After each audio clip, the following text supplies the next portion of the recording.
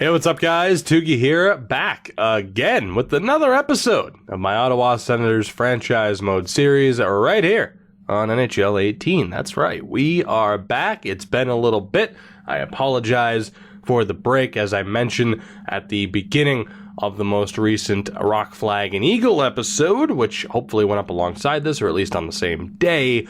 I'd been sick again. And there's a couple more details to it, but that pretty much is the reason. Bottom line is, and I know some people were worried about this too, when I uploaded a ton of videos yesterday, including two that are kind of testing the waters on whether or not you guys are intrigued on a new franchise mode series for both NHL 18 and for MLB The Show 18. Bottom line is, this series isn't going anywhere. Neither is Rock, Flag, and Eagle. We're getting right back to business here.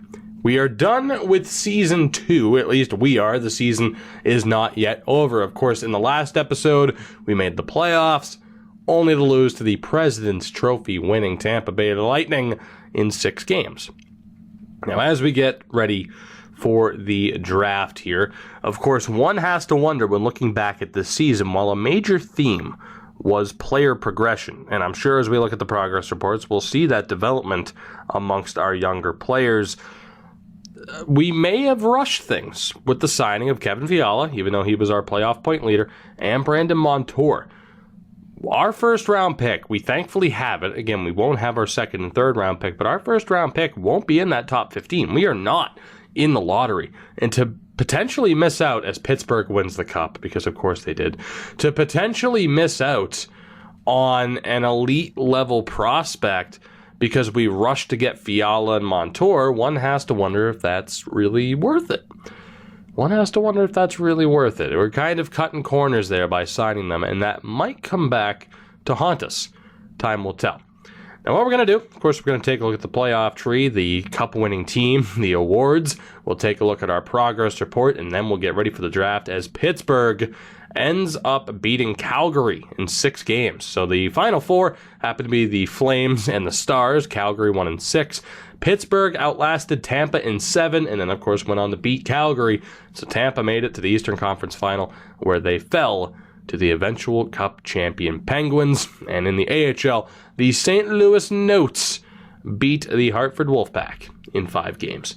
So the Pittsburgh Penguins are yet again Stanley Cup champion. Now, again, we are only into the second season here, so I don't expect many changes to their team. Malkin does what Malkin does in the playoffs, and yeah, they had a lot of depth in their scoring. Brassard, Hornqvist, and Gensel all at least 20 points. That's insane. Crosby was 17. Same for Daniel Sprong. Rust is still there. Bottom line, they're still the Pittsburgh Penguins, and they got the job done this postseason. On defense, Letang, Mata, Schultz, Dumoulin, Andre Padan played every game, or almost every game, and Matt Hunwick. Andre Padan, Stanley Cup champion. Matt Murray as well with a .925 save percentage in 24 appearances. Tristan Jarry did very well. 4 appearances, only 1 win. I imagine he came in relief, but still, a .955 save percentage. A job well done there by the goaltending tandem. So there you have it. Your Stanley Cup champion, Pittsburgh Penguins. Again, Chicago won in year 1. So far, this has been very, very, very boring with no new Cup winners. Again, Tampa won the President's Trophy, but the curse remains. Kovalchuk wins the Art Ross. Stamkos the Hart. The Norris goes to John Klingberg. Johnny Gaudreau with the Lady Byng. The Calder goes to Borgstrom, now that rookies are actually going to be handed the award again, which is nice. I hate that glitch. The Conn Smythe to Derek Brassard over Malkin, who had more points. Very interesting, but there you go. Derek Brassard wins the Conn Smythe. Ben Bishop gets the Vezina and the Jennings. Interesting. Carl Alsner takes home the Masterton. Bergeron regains the Selke. Kovalchuk wins the Ted Lindsay and the Rocket Richard. So you heard it here first, Rangers fans. If Ilya Kovalchuk does in fact sign with your team, he's going to do very well. So we take a look at AHL scoring. Reed Boucher, or AHL awards. Reed Boucher did lead the league in scoring. He put up the most points. Devontae Smith-Pelly was the league MVP for the Providence Bruins. Interesting. The most goals went to, I believe it's Casper Bjorkqvist of the Wilkes-Barre Scranton Penguins. The outstanding rookie, the rookie of the year in the AHL, was Jesper Bratt. So that's interesting. He was considered a rookie. I don't know. Maybe I'm wrong there. Emilio Hansen was the defenseman of the year. Goaltender of the year was Eric Comrie. And Ville Husso, the MVP of the playoffs. So there you go. The awards are set. I mean, the season's set. Season 2 has come to an end. You've got to look at the playoff tree, the cup-winning team, the awards. Let's take a look at the progress reports. We're hoping to see some greens. Again, I'm going to focus on the growth numbers as opposed to the current. So Craig Anderson is an 83 legit, although he's currently an 86. Now we have Thomas Chabot and Logan Brown, both up to 83s. Colin White is up to an 80. So like I mentioned, development was a big thing for us, and so far so good with some of these prospects. Ty Ronning up to a 78. Will he make the team out of camp? Well, we'll find out, won't we? And then down in the AHL, Lajoie up to a 77. Jaros up to a 77. 3-point improvement for Gabriel Gagne. So that extra season in the AHL really paid off for him, which is nice to see. Gustafson's up to a 74. Gregor as well as his craps off. And Jason Robertson, who is yet to sign his ELC, is up to a 74. 19 years old. So Robertson's looking pretty good. Luchuk's a 73. Masherin, Batherson as well, all up to 73s, as is Francis Perron and Felix Sandstrom. So in terms of those high-end, high-caliber prospects, we don't have many, if any. But in terms of these fringe prospects, we're looking okay. And that's at least somewhat reassuring, as Spencer Moe, he'll never make the NHL, but that's some really good development. Up 9 points, 3-point improvement for Neiman. And Shaw Boomhauer up 4 points to a 61. Johnny Tychonik, you need to step it up, buddy. I'm starting to get worried that you are that low of an overall. So with that said and done, I suppose we'll take a quick look at the draft class. This year's draft class, of course, with it being the Season 2 draft, is going to be a heavy mix of created players. Actually, it's a perfect example with Jack Hughes. Edited players. This should be another good example here. Edited players like Peyton Krebs and Kirby Dotch, who EA highly underrate, and I made sure to change that so that they'll actually appear and be a factor within franchise mode. And the computer-generated players like Colton Wilma Ciolfido, Harold Witt, and Carl Volk. So there you go. Norm Hogan as well.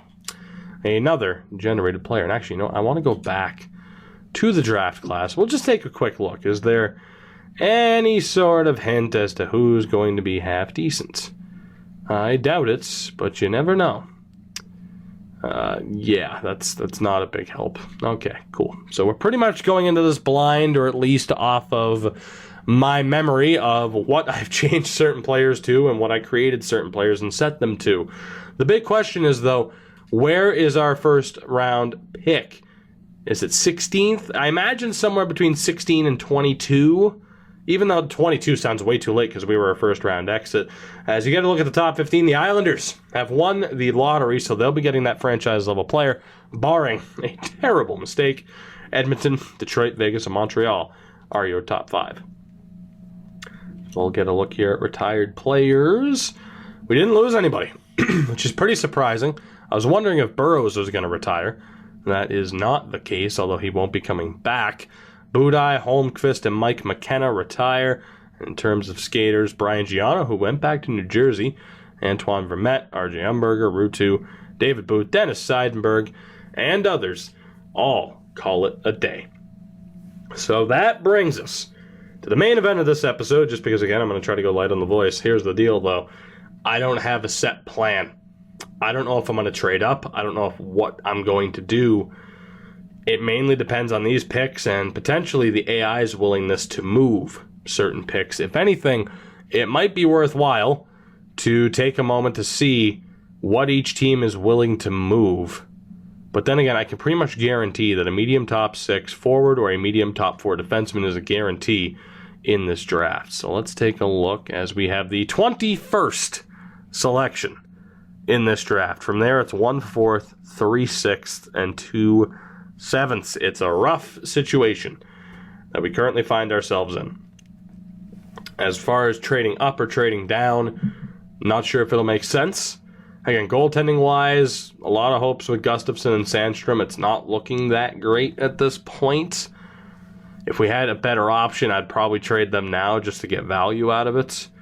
Defensively, there's no one that we're going to move, and it's still looking rough, so we might have to look for a defenseman here. At least with the forwards, we have something to work with.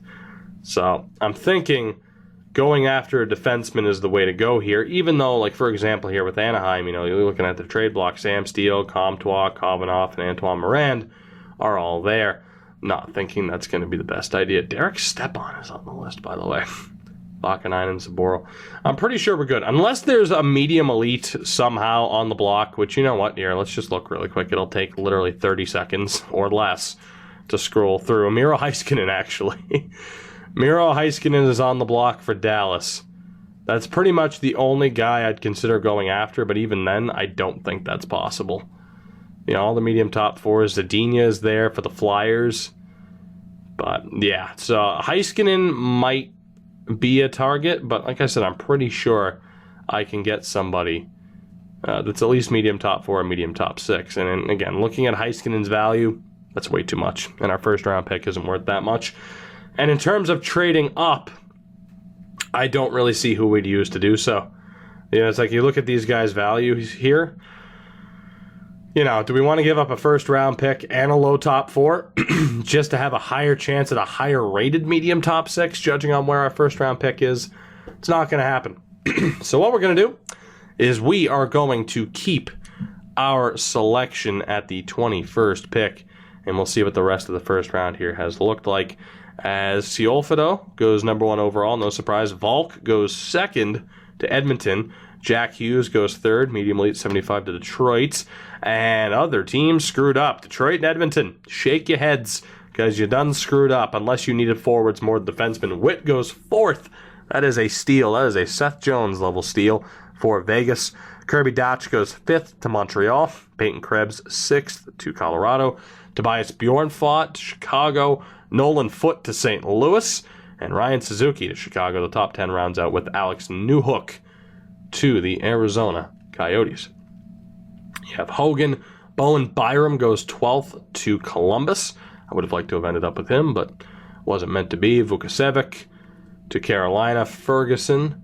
Lundmark. Lowe. I'm not sure if any of those guys are real. I think Ferguson might be. Greiba. Xavier Perrant. Josh Williams. And Arthur Kaliev to Arizona. That brings us to the 21st pick. And the question is, what is available to us at this point in time? So we have Tag Bertuzzi, which it'd be interesting to bring Todd's son to Ottawa. So Tag Bertuzzi is available. We have Sasha Mutala. For defensemen, there's only one left projected at this point, that being Nikita Okhotyuk, the Russian defenseman playing for the Ottawa 67s. But if we want to look for a goaltender, there's Kadri here. Taylor Kadri from the Sioux Greyhounds, who is obviously computer generated. One has to wonder, is Kadri medium elite? Or better, perhaps. We don't have any info on him whatsoever. That's the real risk right now. You know, you have Okhotyuk there. Other defensemen include Nolan Orzik, who might actually be half decent. I don't remember. And then Jackson Vandalist, who's a monster. Like, just an absolute monster. It's defense or goaltending. There's also Honka there. And that Messier dude is a backup. Is it worth trying to take Kadri, though, as the highest rated goaltender? If he's a medium starter, it's a big-time swing and miss, because I know for a fact Okhotyuk's medium top four. I know that for a fact. Do I risk it on the computer-generated player? We need help in both defense and offense. Is it worth the risk? And to be honest, I don't even see really a way to trade down. It's just we have to make this pick, because I can't risk trading down and having, say, whoever we make the deal with, even San Jose, sweeping up and taking that goaltender if we wanted him. So, we go for a potential sure thing with the Russian defenseman, or we go for Taylor Kadri. Yeah, Taylor Kadri. 18 years old, 6'3", 204, again from the Sioux Greyhounds. God, we need a goalie and we need defense. And we don't really have the... I mean, this is it. This is the draft right here. We don't have the moves. We don't have the assets to make too many moves to trade back up into this draft, particularly in the second round, unless we were to move Columbus's third-round pick next year, which is an option. But before I even think about that, Okatyuk or Kadri? Again, Okatyuk, 6'2", 204, solid two-way defenseman. I have to risk it on Kadri, don't I? I have to. Or I trade down and hope that Messier is half decent, which is an even bigger risk, I'd say. That's a gigantic risk. I'd love to be able to pull that off if I knew for sure this generated Messier was half decent. But there's no way. There's no way I can risk that. Trading down and then having him be medium starter, but having the other guy be medium elite. I gotta go for Kadri. I gotta do it. Taylor Kadri is the pick. For the love of God, be medium elite. Don't let this go down as one of those early failures in a series that cost me for years to come. Thank you. God. Oh, that hurt. Oh, that hurt. I need to take a swig of the old Arnold Palmer's here. Oh, my God. Oh, that hurt. Damn. Damn. Well. Taylor Kadri. Medium elite, 57 overall at 18 years old. He has time to develop. What's the trade value on Taylor Kadri? The best Kadri to play in Canada. That's looking good. It's not looking great, but it's looking good. We have a goaltending prospect for the future. The hope now is that Gustafsson or Sandstrom can at least replace Anderson for a season or two, maybe even a little bit longer, until Kadri is ready. But that is exactly what we needed. We needed that so badly. So that is a gigantic hit at this point in time. However, like I said, in terms of making deals, I don't really see what we could do. At best, we can move this third round pick of Columbus that I saw earlier and pair it with the fourth and potentially move up into the second round. But even then, I have my doubts. But we do go with a computer-generated player in the first round of the Year 2 draft. I'm going to sim to the next round, and we'll just explore that option of potentially making a trade. But let's see here. So we had Okatyuk, who was a 65 overall median top four. Mutala was there as well. Bertuzzi, Orzik, Samuel Poulin, Blake, Jay Blake. Was it Jason Blake? Jesse Blake? Joseph Blake. Well, that's disappointing. Scarlett, Honka, Welch are off the board. Who is still available in this draft? There has to be somebody. Even if I recognize them because I edited them. It's funny, Messier is still available too. You have Cousins, Dylan Cozens? I imagine it's Cozens. Who else is there? Bonvie, Alexandrov, Kokkonen, Kako. It's not too bad. Now, the funny thing is, though, this might not be the worst draft to look for late-round steals because we have so many more computer-generated players. Obviously, the guys that we chose last year, like Spencer Moe and Shaw Boomhauer, were kind of garbage, but it's like, well, what were we really going to trade those picks for? So that was kind of worth it. Here's the thing. I know that Kako is decent. I do. I know he's pretty good. So for that reason, I'm going to see if I can get a deal done here. Vegas does not want to move the second round pick. It mainly comes down to whether or not teams want to move the pick. So we're going to sim this Vegas pick here, and we'll see who they take. And they took Jackson Vandalese, the monster, on skates. So Detroit, let's see if I have what it takes here to pull off this trade. Now, I don't want to give up too much. If I'm not mistaken, with Capo there, it mainly comes down to him. Yeah, we're not going to be able to pull this off. There's no way. It mainly comes down to him being a lower overall. Even though we don't have the best assets here, I don't really want to give up anybody. You know, it's like I could easily tack on a medium top 9, but I'm kind of intrigued to see how well these guys develop, mainly because we kind of need them to. You know what? It's not going to happen. We are going to resign to the fact that we gave up the second and third round picks to get Fiala and Montour. Let's sim forward. I don't plan on making any trades. We'll just try to make the most with what we have. But for the most part, I can't imagine I wouldn't be able to consider this draft a victory with who we ended up with in the first round, that being Taylor Kadri. So again, that was a strong pick.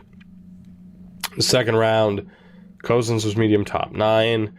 Capo Caco, indeed, medium top 6, but a 55 overall, so he's a little bit worse. Messier was also medium elite, but he's a 53, so that would, oh man, maybe that would have been worth it.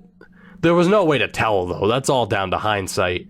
In hindsight, yeah, trade down to the second round, get Messier, get Capo Caco at the start of the second round. That's all hindsight, though. There's no way we would have been able to predict that, so with computer-generated players, you just never know. But in hindsight, that would have been a hell of a move, but that was way too risky. And hello, Boston.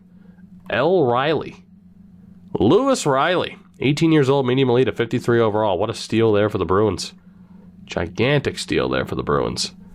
We'll take a look here at the third round. Hello again. My God, the steals are rolling in. This was not the draft to miss out on a second or third round pick, apparently. Trent Reinprecht, medium elite, 19 years old, a 63 overall. The defensive D-man goes to the Oilers with the first pick of the third round. Yes, that is Chase Sakic. I couldn't help but add him into the game.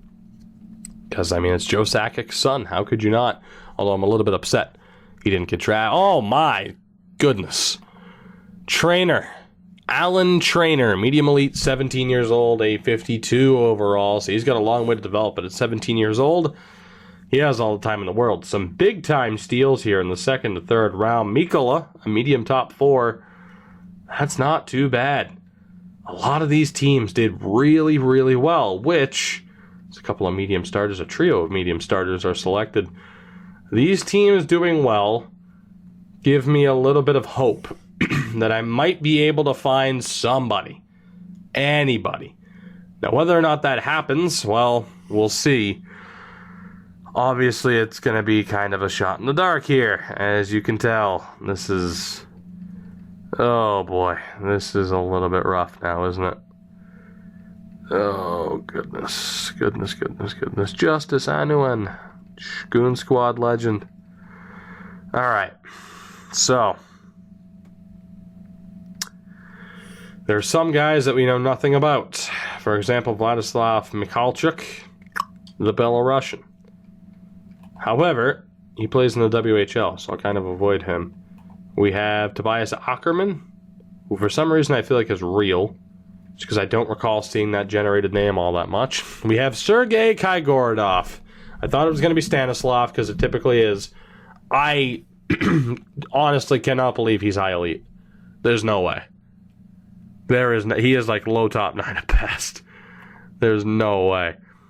Ryan Roth of the Sioux Greyhounds. He's computer generated at least. Luke Hutton.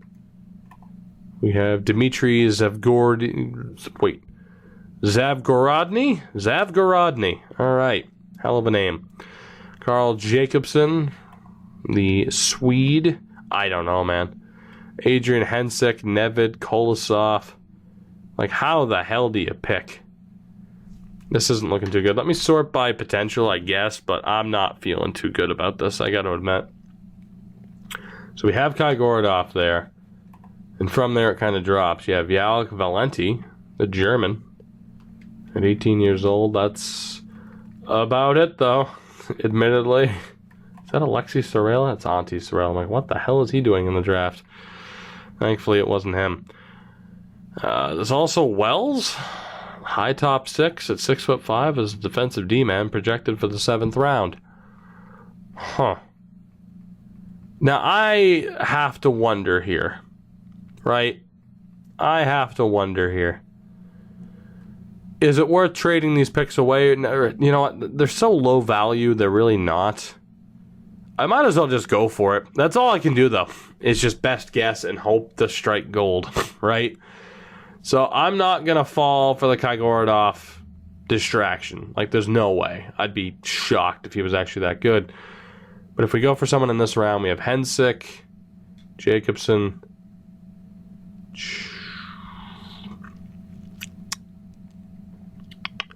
They're all some league interest too, which really doesn't help. Hensick 17, Jacobson's 18, Zavgorodny, the Russian playmaker. Can't go wrong with a Russian playmaker, can you? Zavgorodny, how decent are you? You're not. Well, damn. Medium bottom 6, an on par selection with what had been selected before him, but still, hardly ideal. I think that is fair to say. Hardly ideal.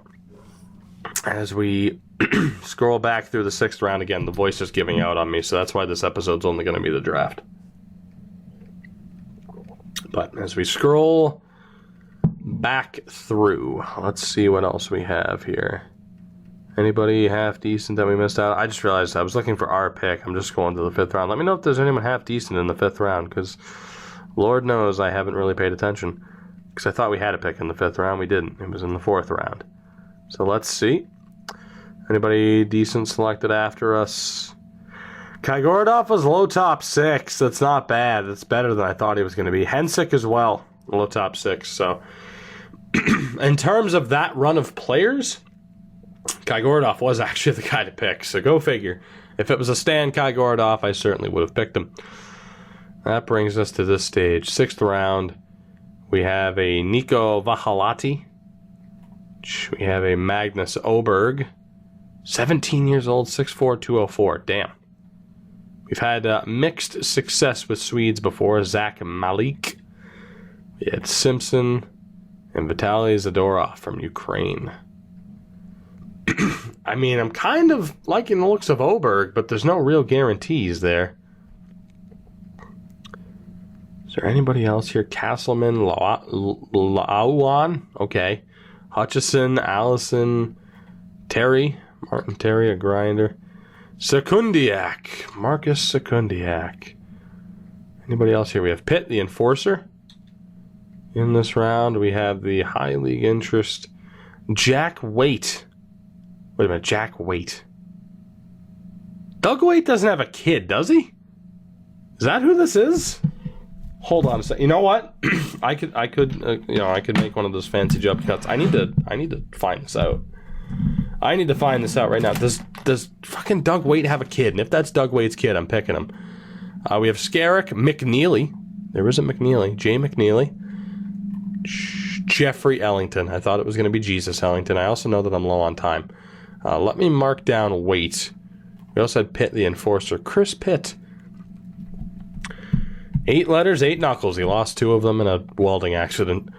We also have Graham. Ooh, Graham Leopold. I meant to click on Wells there. Gene Wells, 6'5". That's the guy we saw earlier. And then Graham Leopold. I don't know if I'm overly impressed with those stats. No league interest. Huh. And I know I'm low on time too, don't worry. Earl Hendry, Penman, Letty, Huskins, Girardi. Is that a Dan Girardi? Dylan Girardi. Right. Well, so what I'll do here is I'll call the timeout. I have to admit, I don't know if that's Doug Waite's kid. If it's not, I might just draft him and pretend that it is. So let's load up ye old Elite Prospects here as my keyboard just dropped and it auto-corrected to Elite Airways 7. Don't know what Elite Airways is, but shout out to Elite Airways. The elite of the Elite Airways. Alright, so I'll just Google, or not Google, but search here, Doug Waite. Also, shout out to Google. Hashtag ad, hashtag sponsorship. He does have a son, but his name is Danny. So that is not Doug Waite's kid. Danny Waite, though, is a 16-year-old who's eligible for the 2019 draft. So it's not a complete, completely wrong guess, considering we're in the 2019 draft. So there you go. Huh. And Danny Waite's going to be you. You know what? I'm gonna pretend I never saw that. Danny Waite, Danny's a nickname. His real name is Jack. for the Erie Otters. This guy's going to be shit anyway, right? So who gives a shit? Welcome, not Doug Waite's kid. Okay? Welcome, not Doug Waite's kid. Oh my god. Now, it's only low elite, but I mean, come on. That's not bad. Especially this year, low elite's half decent. 17 years old, a 53 overall. He could very well be in the 70s by the time he's 20. A 6th round pick. Welcome to the team, Jack Waite. God damn. Now I really wish you were Doug Waite's kid, because that'd be a hell of a story. But you know what? You were adopted. Maybe. That's the worst way I could have gone with that. Jack Waite, bottom line, welcome to the team. I am very happy to have you here, given the circumstances. I was going to go with Oberg. Instead, I went for the shitty joke. The shitty joke worked out. So allow me to try and do that again by making another shitty joke. Jack Waite, low elite. I will take that. That helps out tremendously. 6th round, there are 2 players left. Vahaladi and Simpson. What are the odds that either are decent? Probably pretty slim, considering nobody's picked them yet. So I'm going to go to Time Scouted. See if we can find anything. Valenti's exact top 9. That's not too bad. Yannick Valenti. 18 years old. He's going to be in the 60s for an overall. Maybe even slightly lower. Whoa, what the hell? It's a guy from China. William Holmes. And from the UK. And Colton, not Colton Purbu, but I think it's Cole Purbu, his brother, the goaltender. Actually, that's probably just Cole Purbu I'm thinking of. So Valenti is like the safe pick here. Is there anybody else who has a half-decent potential? What about Lysak here? Norm Lysak. I'm not feeling it. 5'8" sniper. Not really feeling it, because I expect that defensive category to be hot garbage. We have Stefan Guards, the German, 17 years old. Alright, anybody else? Samson? Emil Samson, you have to be a real player. 5'9", by the way, as a goaltender. Damn. Is there anybody else here? I mean, we kind of ended up with our steal. There's Yana Coyne that we could draft as an overager. I'm feeling good about this draft. I mean, that low elite steal right there kind of made it for me. So, if we get anybody here, that's just extra. Ludwig Rutar. 20 years old. He might be that bang average level of defenseman. There's also Zachary Bennett. 18 years old. I don't know if he's real from the Acadie Bathurst Titan. You have Anthony Alapot. He is definitely real. That has never been a computer-generated name before. AHL starters, Jonathan Lemieux, Justin Blanchette, and Eugene McKenna. Right, there's also Jack Tucker, son of Darcy. No, I mean, I don't know. That'd be pretty cool if he is. Good old James Porter Jr. Boy, I wonder if he's a real player or not. Valeri Dadonov. We could go for him. You also have Magnus Tarnqvist with that 44 puck playing frequency. Matthew Sampson. Yeah, it's looking a bit rough. Amond is a real player. I'm aware of that. Terry Greer. Is there anybody else here that's been scouted about 3 times? There's Graham Leopold still. 78 speed, 72 defensive awareness. I'll mark him down, I guess. Can I mark him down? Thank you. I'm running out of time, too. Christoph Albrecht. Might not be bad, either. Piero Zabital is a fringe. I'm looking for any other greens, and now we're down to 2. Okay. So we'll call the timeout. The strategy at this point is either we select one of the people that were pinned, or we just go with a complete nobody that we have no information about whatsoever, which pretty much defines most of them. So, who did we have pinned? We have Valenti, Ruta. Alright, so it's 1 forward and 3 defensemen. 2 of them are projected to be drafted. That's Leopold and Albrecht. Now, we need defensive help. I'd like to end up with Valenti. I should be able to get him later. I'm more worried about Leopold or Albrecht not being available next time. So, Graham Leopold's 19 years old, 6'2", 203. There's not bad. And then there's also Albrecht. Neither really has stats to go off of.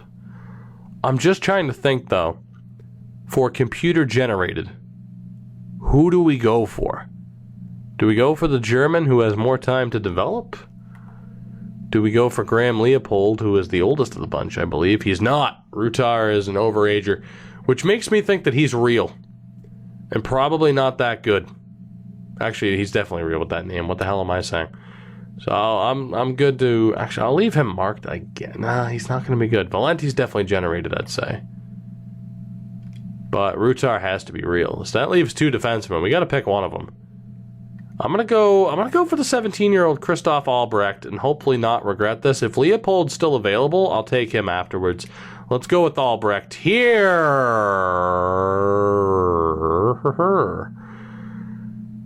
Wow. I think I made the right choice. Low elite, 53 overall at 17 years old. Again, last year, I kept the late round picks because who cares?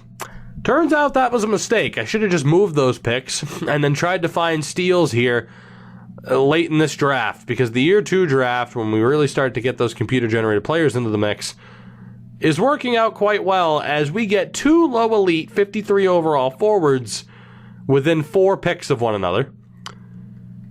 Oh my God. Is that a game changer for this club? And that other defenseman, he was still available, right? I didn't realize we had to pick this soon. Holy shit. I mean, I might as well go for the other defenseman now, too, right? With Leopold? Or should I go for the other guy, the 20-year-old, and hope that he's like a medium top 6? I know Leopold's computer generated as the defensive D-man, so I guess it just makes sense to go for him, right? Yeah, Valenti, Leopold. So Graham Leopold at 6'2". Or do I want to make sure I get another half-decent forward? When's our next pick after this? 7th round. Wow. Okay, it's way the hell down there. We have 2 picks in the 7th. You know what? Is anybody willing to make a trade here? Can I get back-to-back picks? Toronto, are you willing to make a deal here? Because that would be great for me. I have listed down the players that I want. Not literally listed down, but... I mean, I have the names right in front of me here. As far as the pinned players is what I'm trying to say. As far as who I want, are they willing to do this? No. I'm willing to give up. How about a 7th round pick next year as well? 3 7ths for a 6th this year. Beautiful. So we have back-to-back picks. We have had tremendous luck here in the 6th round. Zavgorodny was a swing and a miss, but Kadri, Waite, and Albrecht have been tremendous pickups for this team. If we can get one more steal, I'm going to feel pretty good about this. Leopold is definitely the guy, as is Valenti. I'm going to take the German Valenti first, since we know exactly what he is, and unfortunately he's low top 9. That was the one way it could be a swing and a miss. I needed him to be a medium. He's 20 years old, too, isn't he? No, he's 18. That's right. It was the Czech defenseman that was 20. So we end up with Valenti. That brings us to the last pick of this draft. We've had some luck. The question is, Leopold at 19. Is he the way to go, though? Again, we need defensemen. Is he the way to go? Medium top 6 there. I mean, if I sort by defenseman, he's not even the highest rated.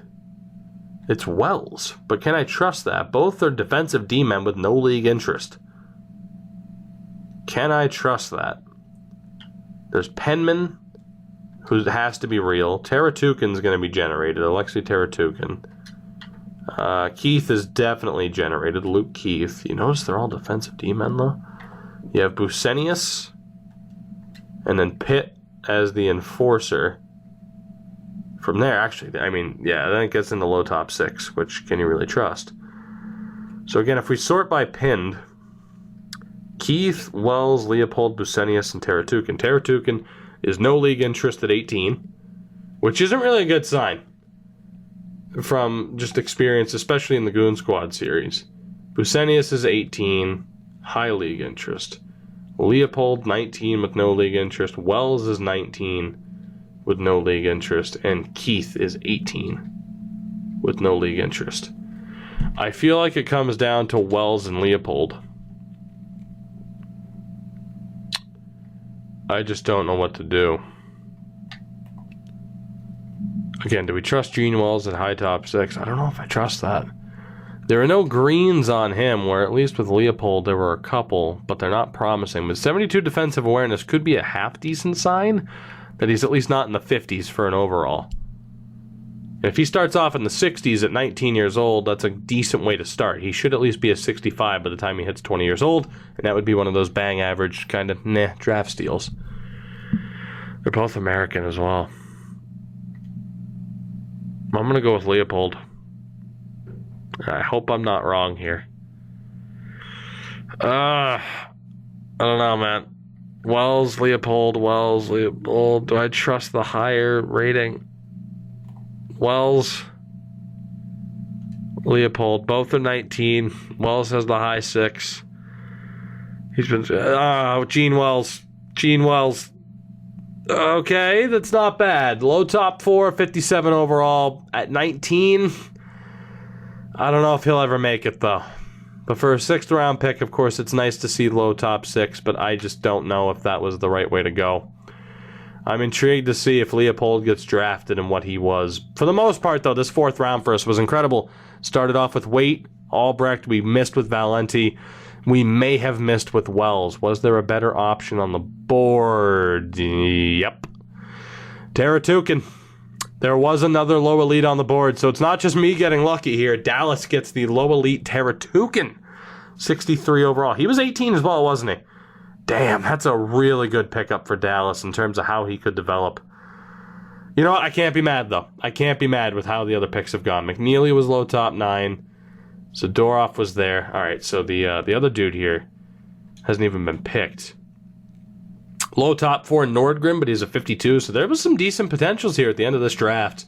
I'm just wondering if I missed out on another low elite with the defenseman that we passed up on. Of course, we did miss out on one in Teratukin. He hasn't been selected yet, though. So maybe not. Maybe he's not that good. Sekundiak, Penman. God damn it, I accidentally hit A there. I wish I could sim to the end of this round without having to do anything. Now, again, I could trade to just take him to find out, but you know what? I made my choice. Let's find out if I was right to change my mind. Pitt's a medium 7, 50 overall. Manek was drafted. Miley, Jesus Christ, this guy's not getting picked, is he? We're halfway through the round. Girardi was low top 4, so there are still some decent players in this draft. So we got lucky for sure, but you know, we weren't the only ones, so. Which I don't know how I feel about that, because now I feel like we could have done even better had I kept my picks and not traded up to make sure that we got both Albrecht and Valenti. Or both Valenti and Wells, I should say. We took Albrecht before. Keith was low elite. Wow, so Artukin and Keith were both low elite. Both better than Wells, who I ended up with. So I just missed out on 2 low elite players. Keith was 18 as well, if I'm not mistaken. He was. That hurts. That hurts quite a bit. Oh, man. Cheestoff, low elite, 56 overall. You know what? I ended up with 2 of them back-to-back with Waite and Albrecht. I'm not complaining.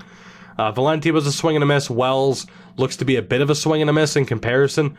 But for the most part, we still did very well, no pun intended, just because of the amount of shot-in-the-dark picks that there were. Oh my god, another one. Christensen's low elite. Are you kidding me? And our guy was never chosen. So he'll be in the draft next year. At least I didn't see him, so I can't even remember his goddamn name at this point. It was Albrecht, it was Wells, and it was... Like, I can see his name, but it doesn't matter. He'll be in the draft next year. So if he was half decent, I suppose that we'll see him then. But overall, a decent draft. I have to admit, my throat is on absolute fire right now. I didn't expect this video to take as long as it did, but, you know, it happens. It happens. I'm quite long-winded, even in sickness. So in the next episode, we will wrap up the rest of the off-season. Again, in future episodes of the off-season, I might just, cut it down all to one video. But for now, hey, we did it as we normally do. As far as this goes, the off-season goes, I mean, Clayson might be re-signed. Burrows I'm going to let go of course. Robertson will be signed, and that is pretty much it. So we're going to very quickly get to the re-sign phase, and we will be setting up this team for season 2. I thank you guys for the support with this series and just in the with the channel in general. It means a hell of a lot. Cannot thank you enough. It's funny, I recently just saw a comment like, oh, I can't believe you only have 8K subs. Like, I'm shocked I have 8K subs. Still, and I say that all the time, but it's the genuine answer. So thank you guys for sticking with me, hopefully at least after that week break or so. I'm going to go not speak for the next 4 hours. Have a good one. Take it easy. I'll catch you next time.